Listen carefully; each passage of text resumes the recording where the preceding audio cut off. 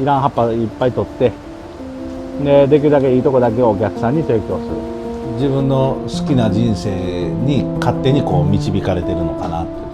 ラーメンに出会ったりネギに出会ったりとか、まああとその人ですよね。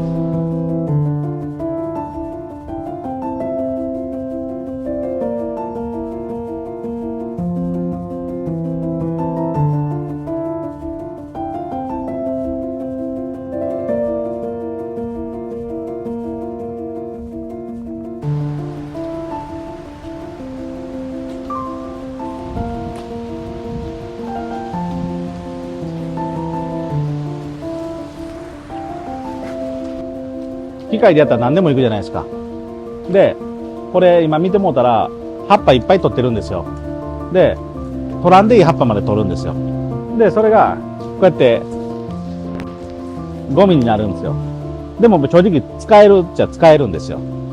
こんなんとか使えるわけなんですけど、まあできるだけフレッシュなやつを使う方がいいんで。だから仕入れてたりすると、こういうのはもったいないからこう、みんな切らはるわけですよ。これをカットするんやったら。だからうちとかやったらもう、ああ、もったいないって思うんですけど、これよりフレッシュなやつの方が多いから、ここに。そっちを行ってっていう。で、あかんかったら買ったらいいんじゃなくて、畑から取ってきたらいいやんっていう感覚なんで、じゃあどこにあるのって言ったらここにあるわけですよ。だからそれが美味しさとかうまさのこだわりというか。じゃあ迷ったら思い切って剥いちゃえ。剥いちゃえと、もう迷ったらもう剥いちゃえと。もうどんどん剥けって言います、ほんまに。構わないんで。だってええとこ取りばっかりで行った方がええやないですか。こういう悪い葉っぱをいっぱい取って、いい葉っぱだけを残して、いいとこだけをお客さんに食べてもらう。もったいないんやけど、ガンガン捨てます。でもこれ捨てても堆肥になるので、うちからしたらもったいないという感覚はありません。ただ、ネギを仕入れたりしてる人は、もったいないでしかないので。もしくはゴミ代がかかるとか。だから悪い葉っぱも入れちゃうわけ。で、いいのができたのがこちらです。剥きたてほやほやですね、これがね。つい1時間ぐらい前まで畑にあったやつですね。で、こいつを速攻カットします。こんな感じで栽培の計画をしてるんですよ。予定組んでどんどん作っていくので、だからもう常に回転、畑を回転されてるし、これで説明しようとすると、5月植えたら大体まあ7月の半ばか8月ぐらい取れるんですよ。で、これ6月今度と植えたら、大体この辺に取れるんですよ。だから、これをずっと逆算して、種もまいて、定食もして、全部逆算して、それをずーっと永遠にずーっとやっていく。まあ基本全部うちはもう作っていこうとしてるんで、それがやっぱ鮮度になるかなと思ってるんで。安城ネギいう品種なんですけど、作る難しさをまさし言ってみて。肥料はもう弱いんですよ。病気にも弱いし、虫にも弱い。暑さにも弱い。水にも弱い。めちゃめちゃ作りにくいっていうのが一つの特徴ですね。まあ、皆さん、青ネギ作った方が簡単なので、九条ネギという品種はあまり作りたがらないんですけど、その方はその九条ネギのこだわりで作ってます。手かかりますけど、お客さんに美味しいものを食べてもらう。そういうので、はい、こっちをメインでやってます。だから大体1ヶ月でネギの出荷量がこんだけ出ますっていうのを計算して、まあそれよりちょっと多めに作って、余っても最悪他の農家さんとかにない人がいるんで、その人助けられるじゃないですか。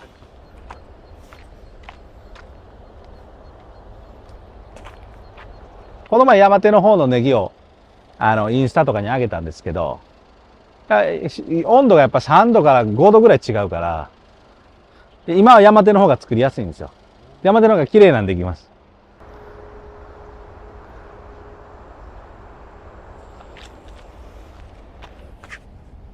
まあ今こんなんとか見てたら、ちょっと暑い日が続いてたんで、ちょっとまあ先枯れして、喉乾いたなーって言ってるかなみたいな。これちょうど収穫したとこ。最近ネギ泥棒が多いんですよ。昨日もね、なんかね、僕の先輩ね、63のね、おっちゃんね、盗まれてたんですよ。同一犯。ドイツ犯ですね。もう、京都府警に今バリバリ捜査されてますね。お、ちょっと溜まってる。これ汚いんですけど、はい、フェロモン。フェロモン。女の女の子のフェロモン。で、で、虫を。オスがハニートラップにかかってるわけですよ。なるほど。僕のように。いやいやハニートラップにかかって、この中に入ると、もう出れないんですよ。ってことは卵産めないんで、虫がつきにくいんですよ。虫がついても卵産めないんですよ。っていうことは、交尾できへんから。だから、それによって農薬を減らせられるんですよ。だから農薬減らすためにうちの工場ほとんどこんなん置いてるんですよ。で、多分どこもこんなん置いてないですよ。農薬を減らすために、やっぱりこういうのを僕とこはやってますね。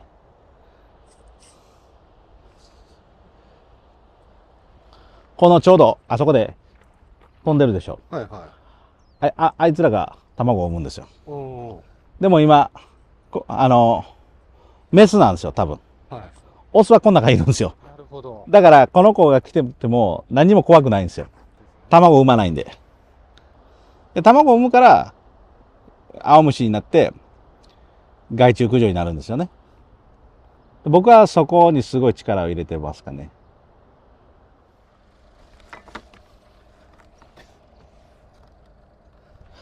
まあ、ね、いかにいいネギを届けられるか。これに一番尽力してます。あとはもう品種ですよ。難しい品種やけどみんなようやってくれてます。最初ね、もうほんまもうみんな反対あるか思ったんですけど、やっぱりほんまの美味しいもん作らんと意味ないな思って。さあ、私、九条ネギ収穫体験をしますみたいな言わなあかんちゃう。刈り方はもう一気に。一個ずつ手で持って、手で全部皮を、そうそうそう、定期つけてね。下を一気に。はい。OK。意外とスルッといきます。メンマとネギのコラボですね、これ。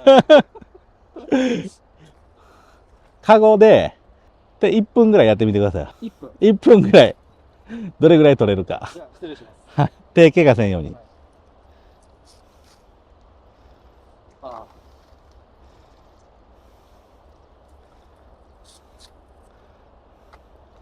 まあ、こんな感じで普段、ネギの収穫をしております。一回ってこう起きるの大変です。大変でしょ？分かってくれました。はい。あ、そっか。起きなきゃいけないですね、これって。そう。だからもう、中腰のままやってるんですよ。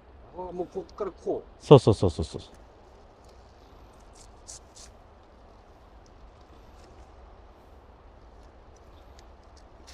はい、終了でございまう。はい、す。ありがとうございます。大変ですね。どうでしたか？はい。これ、なんか、なりますね。なんか、なんかなるでしょ？なんかなりますね、これ、腰。 40度とか、楽勝ありますよ。わ、吉野さんなんかめっちゃネギ農家に見える。まあこんな感じで、このカゴをだいたい1日250杯ぐらい借ります。250。250杯。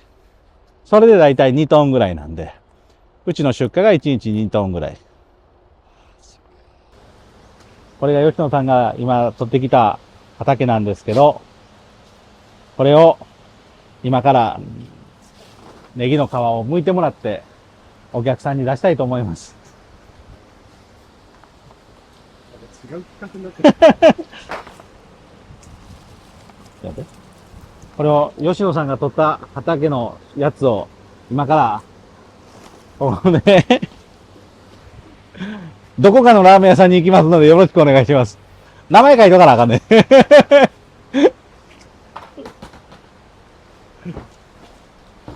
あれ、このネギなんか吉野って書いてある。名前書いてくる。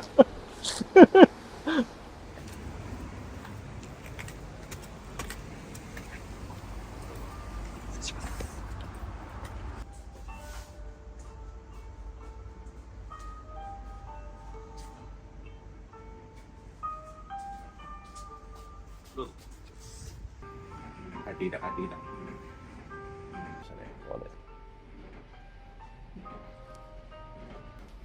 で、あとこっちは、京都の山手の方。京都の山手の方なんですけど、高原九条ネギ言うて、地域によってね、作りやすさとかがあるんで、これもう一番てっぺんみたいなところ、標高高いところで作ってるんで、そこで今、取った分を、ネギの皮を剥いてくれてるって感じですよね。旧工場からの設備と、新しく導入した設備と。もう全部新しい。全部新しい。全部新しい。それだけ販路がもう見込みがあるというか準備されてた感じなんです。いや、供給不足。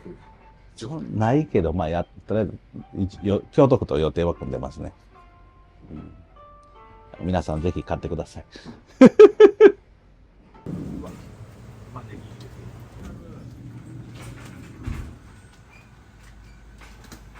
綺麗。じゃあ、そこでまた。入ってください。おはようございます。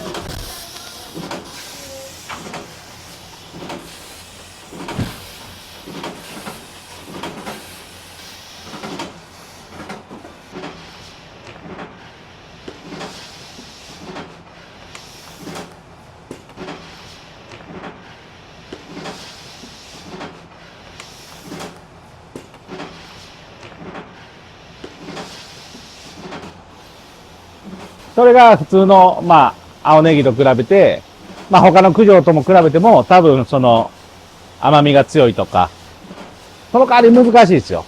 その品種でやろう思ったら。どっちを取るかですよね。美味しい取るか、収量を取るか。でもこの品種作れるのはなかなかいないと思います。はい。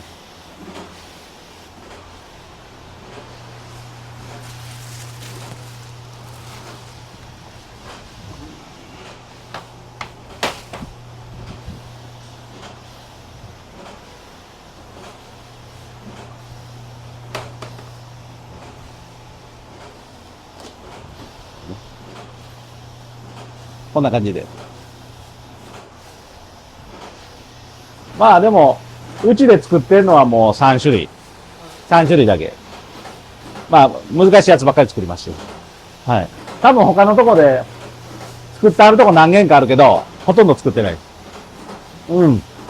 だから、なんで、友吉のやつは、旨味があったり甘いのとか言ってくれたりしはるんですけど、多分そこだと思います。だから来てもうた人しか、もしくは、うちのお客さんしか、その詳しい実態を話すことはないですよね。めっちゃ貧乏やって、軽トラ最初6万円で買って、2011年に地デジが変わるときにテレビ買えへんなんなとか言ってて、でもそれ以上に作ることに対しての、なんていうんですかね、向上心がすごかったんで、いっぱい聞きまくって見て、品種も今まで20品種以上やって、で、いっぱい失敗して、で、それをデータにして自分のものにしたって感じですね。もうこの地域が水没する時が2年連続あって、この道降りたらガードレールから、湖になっててガードレール出てるとか、そんな畑なんかもう終わってるじゃないですか。ほんでハウス建てた、何百万借金した、はい終わった、どうしようかな、もうやめようかななんての、やめようかななんていっぱいあるし、従業員が裏切っていったこともあるし、裏切ったっていうのは結局僕が悪いんだと思います。でも僕今管理してないんですよ、全部を。もう一人僕のナンバー2がいるんですけど、僕を支えてくれてる、僕の代わり社長やってくれてるみたいなやつがいるんですけど、システムでガチャガチャってやるようんですけど、そういう子たちがやっぱやってくれたり、もう次の後釜ができてきてくれてるんで、そういう子たちをもっともっと作っていって、僕はちょっとずつ外れてもいいのかなと思って。九条ネギとして販売してる、青ネギとして販売してるっていうことで、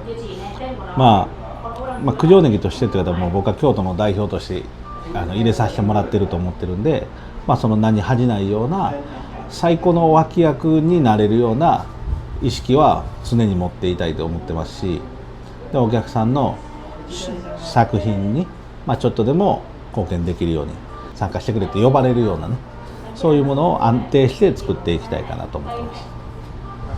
展示会とか行った時もその思いとかお客さんの問題点をよく解決してあげたいっていう言い方おかしいけど、よく相談もらうんですよ。他のネギ買っててこんなのがあんねんけどってなったら、あ、これこうやからこうってこうすぐ言えるようにしたいかなと思ってます。文化に違う海外の方を束ねるっていう難しさとかあるんじゃないかなと思ったんですけど、いかがですか？いや、あんまり海外とか意識してなくて、今こういういい作品ができたよ、なぜならばこういうふうにやったからだよ、そのうちのメンバーがあなたなんだよ、あなたはこの仕事をやってくれたからこういう作品ができたよっていうことをちゃんと伝えるようにしてますよね。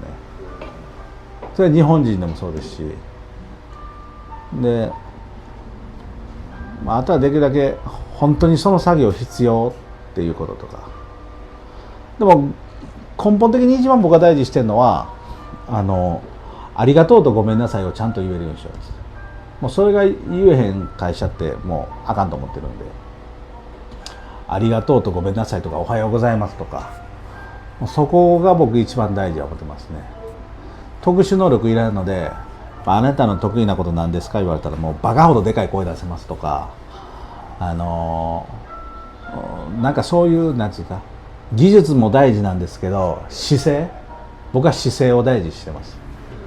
はい、であと真面目であっても素直かどうか。真面目なんですけど素直じゃない子がいたりするんですよ。これできてへん言われたら、私やってます、できてます、私やりました、でも結果こうやよっていうのをちゃんと伝えて、通訳通じて真面目と素直は違うよって、だから素直の方が大事よっていう話を日本人にも外人にもしてるかな。能力も大事やけど姿勢と能力が半々って僕は言ってるんで、だからもう従業員に投資してるのと教育に投資してるのと、あとは設備に投資してる。だから僕ずっと貧乏なんですよコロナの時はもうひどかったです。どう下がったらもうやめようかな思ったんですよね。補助金も何もないし、精神がおかしくなってましたもんね。今2トンぐらい出したけど1日140キロまで下がったんですよ。もう潰れるわけですよ。もう開き直ってもう畑植えまくれって言うたんですよ。することないから。で畑植えまくってどこ売んねんってなって知らんでもちょっとずつお客さん帰ってきてスーパーがドーンと来たんですよ。あれなかったら潰れてたし、準備をしてたのが良かったんじゃん。やっぱ準備大事やなって。